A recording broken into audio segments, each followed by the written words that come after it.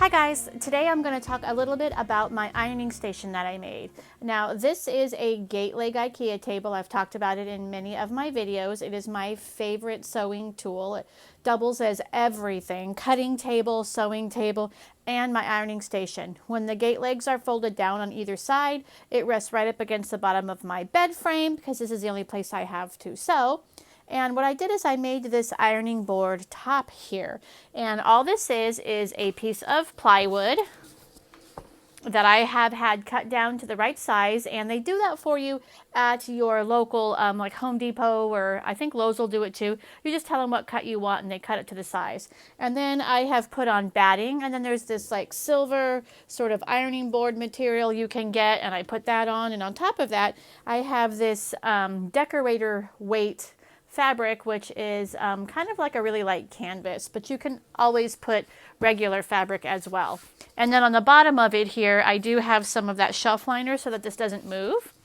And then it just sits perfectly right on the top of my gate leg table and can become my ironing station. So today I'm going to be using that, and I'll show you a little bit more about how it works. Since we're talking about ironing today, I thought I'd show my ironing caddy. I have shown this before. It's just a little caddy where I keep my starching towel and I keep my best press. I have it in 2 different scents. You can also get that in scent free that I use for my starching. I'm rather a light starcher, so that's what I like to use. I have my larger water bottle, which just has water, and then my fine mister for when I want to have fine misting. And since I've already starched, ironed, and dried this, and I just want to get the wrinkles out, I will be using my fine mister today. Now, if you're setting up your own ironing station like this, the size of your ironing station is going to vary depending on what surface you have to work with. It might be the top of a dresser, it might be the top of a shelf, so the size that you're looking at is going to, like I said, be dependent on that. People have even used those wire shelves that you can buy and set them up and use the top of that, which I thought was a good idea as well. So this particular size right here is a fat quarter, and this ironing setup here will fit half of a fat quarter really well, which is wonderful for me. And when I starch, this is actually not particularly flimsy. I like it kind of like this. It doesn't necessarily stand up on its own, but you can see it also doesn't fall over easily as well. It's stiff enough that I really like it this way. You can also, if you like something not quite that stiff, you can dilute your starch formula or your best press, or some people like it really stiff where it can basically stand up on its own, but this works out well for me. So what I'm going to do when I am done with my starching is I am just going to mist my fabric that has completely dried, and then I'll just iron it right here on my ironing station, which works out really, really well. This is also a great place to iron blocks if I want to while I am sewing. But typically, if I am sewing, I will be using one of my other ironing boards that I made, and I will show those really quick as well.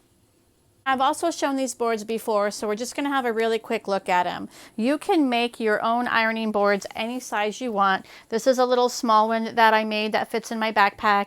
It also sits right next to my sewing machine, and I could take this with me if I go to a class or if I go to a sit and sew. So it's a nice little handy size to have. I also have a 14 by 14 that I made, so if I'm doing larger blocks, I can put the whole block on this piece. And you can even make larger ones, like say you commonly make, 22 or whatever, larger, just whatever size you need. And if you use a plywood, it's really lightweight, they're not heavy, and they're not really hard to store either. So that's pretty much the deal on making your own ironing boards to kind of fit your needs or your station or whatever. So I thought I'd just give you a little quick look in case you have not seen my little sewing corner here that I have made for myself. Here is my table. The gate leg comes out and it fills up this whole spot, and it's absolutely fabulous. Over here I have all of my cross-stitching thread, my DMC, my Cosmo, and then my silks and variegated threads. I have my whip totes here. I have one whip tote that has all of my quilting whips in there. And then I have another one over here that has all of my cross-stitching whips in here. And they just sit here, and then I can just move them onto my bed when I want to pull the table out.